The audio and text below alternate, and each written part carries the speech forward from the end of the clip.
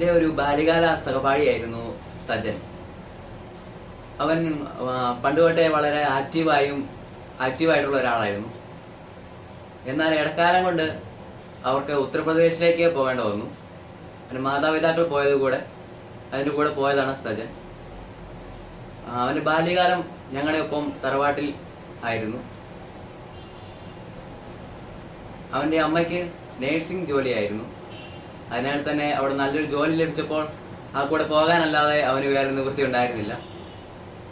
ഉത്തർപ്രദേശിൽ ഒരു വളരെ നല്ല സ്കൂളിൽ തന്നെ അവന് അഡ്മിഷൻ ലഭിച്ചു. 10ാം ക്ലാസ് കഴിഞ്ഞു, നല്ല മാർക്കുണ്ടായിരുന്നു. അതിനാൽ തന്നെ +2 അവിടെ തന്നെ അഡ്മിഷൻ ലഭിച്ചു. +2 ചേർന്നപ്പോൾ അവൻ വേറൊരു കൂട്ടുകെട്ടിൽ അകപ്പെടുകയും അങ്ങനെ വേറൊരു ലെവലിലേക്ക് പോവുകയും ചെയ്തു.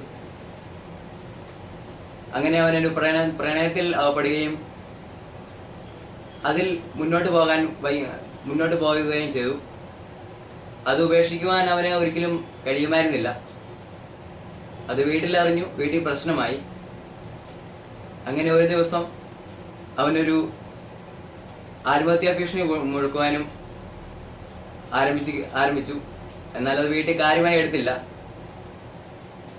അതിനാൽ തന്നെ അവനൊരു ദിവസം വെയിൻ കട്ട് ചെയ്ത് ആത്മഹത്യാ ഭീഷണി മുഴക്കി. എന്നാൽ അത് ഒരു ദിവസത്തെ ഒരു ചെറിയ പ്രശ്നമായി മാത്രം കാണുകയും അതങ്ങ് അവസാനിപ്പിക്കാൻ ശ്രമിക്കുകയും ഡോക്ടറെ അടുത്തുകൊണ്ടായി മരുന്ന് വെച്ച് അങ്ങ് മാറ്റുകയും ചെയ്തു. എന്നാൽ അത് വീണ്ടും ഓരോ ദിവസവും അത് കൂടിക്കൂടി വന്നു.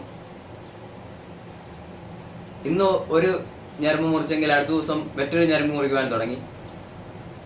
പലതരത്തിലും വീട്ടുകാർ വളരെയധികം ബുദ്ധിമുട്ടിലായി.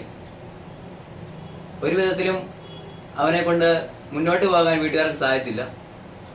അതോടെ അവർ കേരളത്തിലേക്ക് തന്നെ തിരിച്ചു വരികയും തറവാട്ടിൽ വന്ന് തന്നെ താമസമാക്കുകയും ചെയ്തു. അങ്ങനെ ഇരുന്നപ്പോഴാണ് ഞാൻ അവനുമായി വീണ്ടും ബന്ധപ്പെടുന്നത്. ഞാൻ ജോർജ് സാറിന്റെ കാര്യം പറയുകയും സാറിന്റെ സ്ഥാപനത്തിൽ കൂട്ടിക്കൊണ്ടുവരികയും ചെയ്തു. സാറിനെ എനിക്ക് നേരത്തെ പരിചയമുണ്ടായിരുന്നു. അങ്ങനെ സാറിന്റെ അടുത്ത് കൊണ്ടുവരികയും സാറ് ട്രീറ്റ്മെന്റ് എടുക്കുകയും അവനെ കാര്യങ്ങൾ പറഞ്ഞ് മനസ്സിലാക്കി വിടുകയും ചെയ്തു.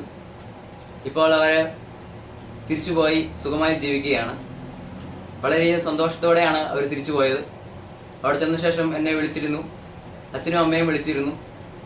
ഇപ്പോൾ ഒരു കുഴപ്പവുമില്ല, നന്നായി തന്നെ പോകുന്നു, പുതിയ കൂട്ടുകാരെ കിട്ടി എന്നൊക്കെ വളരെ സന്തോഷത്തോടെ അവർ പറയുകയുണ്ടായി. സാറിന് വളരെ നന്ദി പറയണമെന്നും ഞങ്ങളോട് പറഞ്ഞു. ഇങ്ങനെയുള്ള കുട്ടികളെ സാറിനെ പോലുള്ള ആൾക്കാരുടെ അടുത്ത് കൊണ്ടുവരികയാണെങ്കിൽ വളരെ ഉപകാരമുണ്ടാവുകയെന്നും പറയാനിടയായി.